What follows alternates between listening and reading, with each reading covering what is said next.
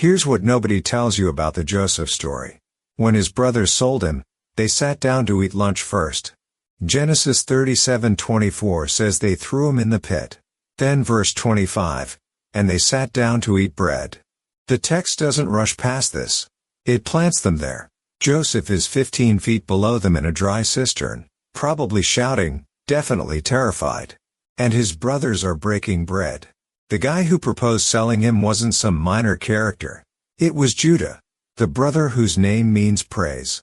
The one whose family line would eventually produce King David and Jesus. Genesis 37:26-27 records what he said, "What profit is it if we slay our brother, and conceal his blood? Come, and let us sell him to the Ishmaelites, and let not our hand be upon him. For he is our brother and our flesh." Read that carefully. Judah isn't having a moral awakening. He's doing a cost-benefit analysis. Dead brother equals zero profit plus the hassle of a cover-up. Live brother sold to passing traders equals silver and plausible deniability. They sold him for 20 pieces of silver. Split 10 ways. That's about 8 ounces per brother. Levitical law would later set 20 shekels as the standard price for a male between 5 and 20 years old. The brothers knew exactly what a teenage body was worth in that economy. So they ripped off his coat, the visible symbol of favoritism they'd been choking on for years, and handed their brother to strangers headed for Egypt. Then they slaughtered a goat, soaked the coat in blood, and brought it back to Jacob. Let him think Joseph was torn apart by wild animals.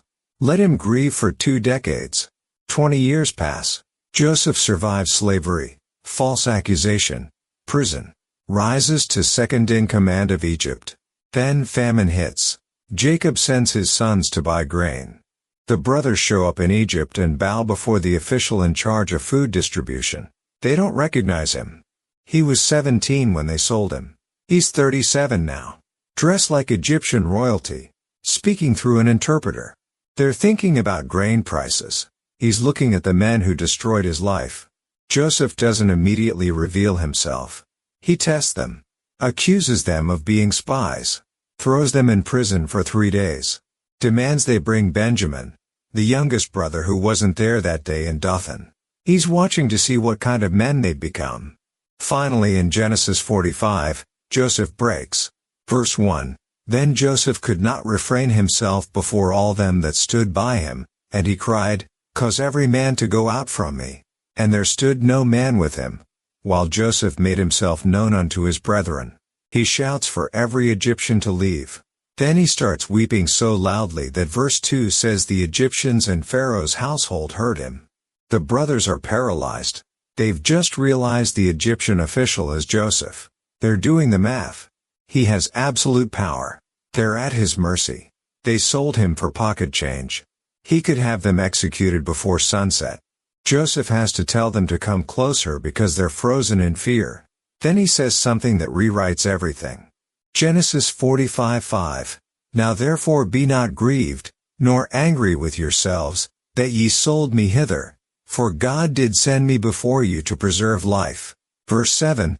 And God sent me before you to preserve you a posterity in the earth, and to save your lives by a great deliverance. Verse 8. So now it was not you that sent me hither, but God. Joseph is reframing everything.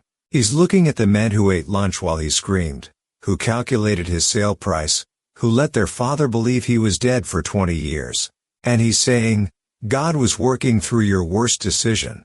That's not the same as saying it didn't hurt. The text makes sure we know Joseph wept so hard the palace heard it. That's not a man who's pretended his trauma away.